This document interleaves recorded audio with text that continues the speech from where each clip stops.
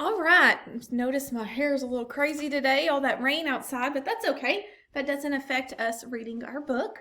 So we're going to finish reading today, Play Ball. Now remember, the last thing we read is Jorge was wanting his dad wanted him to be a switch hitter, which means he could bat left and he could bat right. He didn't understand why at first, but now he understands why, and he has started like hitting leaves with his left hand bat, or however you want to word that. I'm not a baseball player.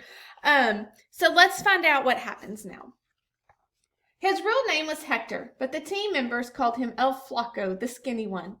The team was Jorge's team, Casa Cuba, and tall, thin Hector was the coach. Hector knew everything. He knew how a shortstop should charge a slow-rolling ground ball and fire it submarine style to first base. He knew how an outfielder had to aim his throws at the cutoff man. Hey, Hector could even throw a mean curveball. He knew something about Jorge, too. You're a good little man, he'd like to say, and you can become very, very good if you want to. Jorge grinned.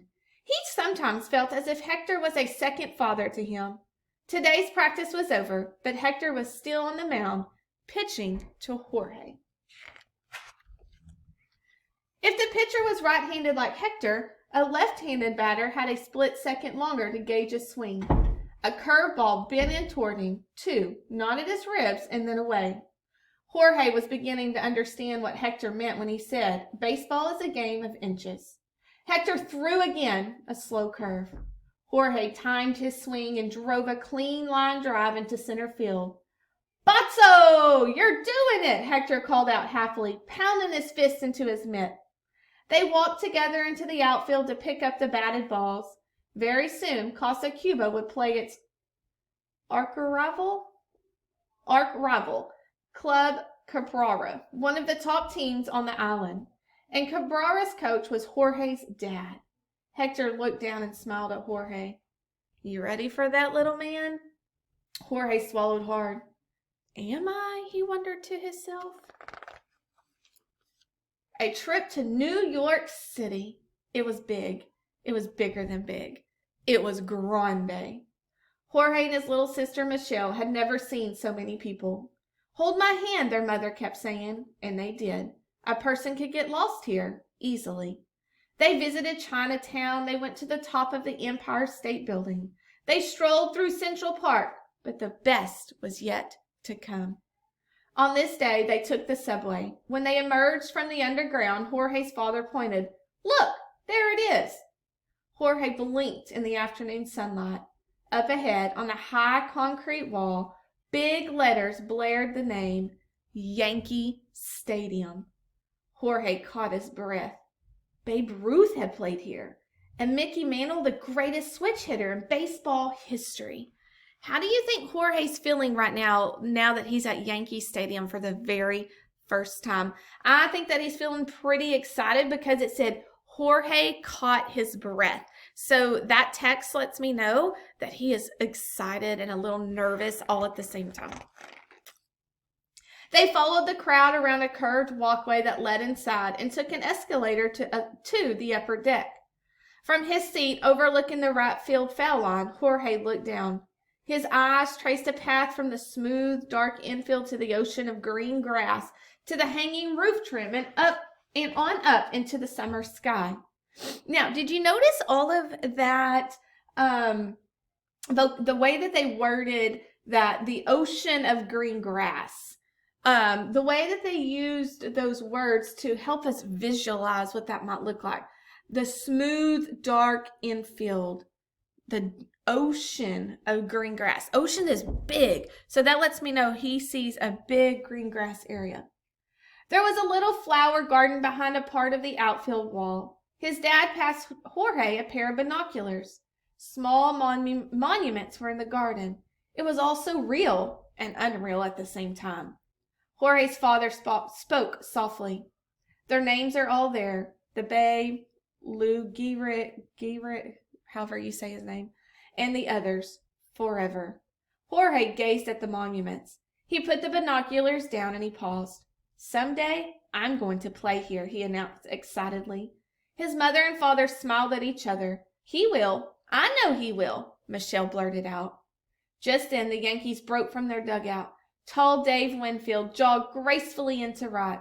Jorge raised the binoculars again in focus. He could even see clearly the number on the uniform of his favorite player. At last the day the big game arrived. Play ball! It was Casa Cuba versus Club Cabrera. Lots of people were watching, which made Jorge try harder and feel extra nervous too. Things weren't going well either. Pitching for Cabrera was, yes, the same Roberto that Jorge had batted against in the park. Jorge batted right-handed then. Now it was left. But what did it matter? First inning, a strikeout on 3 pitches. Third inning, a weak bouncer to first. Fifth inning, another strikeout. Eighth inning, and yet another. Jorge was replaying in his mind his woeful day at the plate, when in the top of the ninth, a simple ground ball went right through his legs. Zip! A baseball player scored and Cabrera crept ahead. Jorge wished he could hide under the second base bag. He stood there all alone, with the sun beating down until the half inning ended. He trotted in and slumped onto the team's bench. The game was as good as over. So we can infer that his baseball game isn't going so good. And he's feeling down about himself. He's not feeling confident in himself anymore. So let's see what happens. But after 2 quick outs, Casa Cuba's luck changed. Slightly. First, an error, then 2 bases on balls. Jorge picked up his bat and walked slowly to the batter's box. He heard his teammates calling his name. He also heard the opposing catcher chattering the pitch. Easy out, Roberto. Easy. Now, if someone said that you were going to be an easy out, like meaning we can get him out no problem, how does that make you feel? Well, I think it can go 2 ways. Like either 1, I'm about to show you who I really am, or 2, it brings us down a little bit and makes us sad. So let's see how it affected him. Jorge hesitated. He would bat right-handed this time. Enough of switch hitting. It wasn't his idea. This is impossible. Then he remembered. He walked to the left side.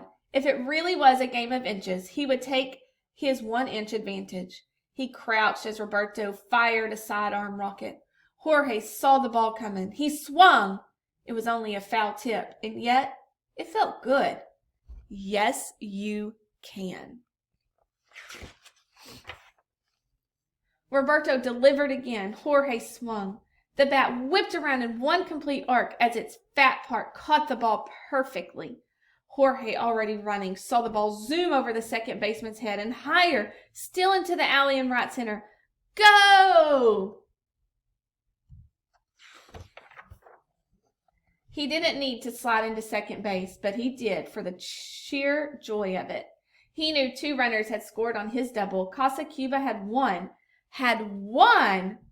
Batso! Batso! Jorge stood up and turned to see his teammates racing toward him. He looked at his father. His father wasn't running toward him, though. He was merely standing at the Cabrera bench with his arms crossed over his chest. Then Jorge was lost in a swarm of happy, leaping bodies. Why do you think his dad just kind of stood there? You think he was proud of him? Think he was upset with him? Let's find out. In the car on the long ride home, Jorge's father was quiet. Jorge's mother asked questions about the game, and Jorge's sister popped up. He's the best! He's the best, isn't he, Papa? Jorge's father broke into a smile. Well, he's getting better and better, yes. Michelle went on.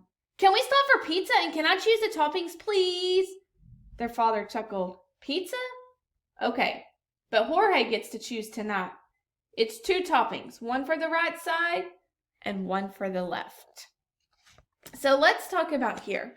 A couple things. What do we think the author's message is? Like, what does he want me to learn, or what can I learn from Jorge and his story about working hard?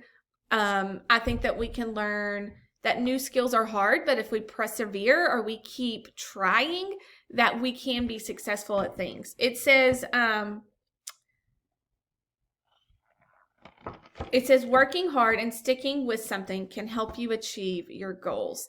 I think that he wants us to know that sometimes things get hard, but we can't give up on them. And there was a lot of text evidence to prove that. There was lots of times where Jorge wanted to give up on something new, and he didn't. And in the end, he was successful with that.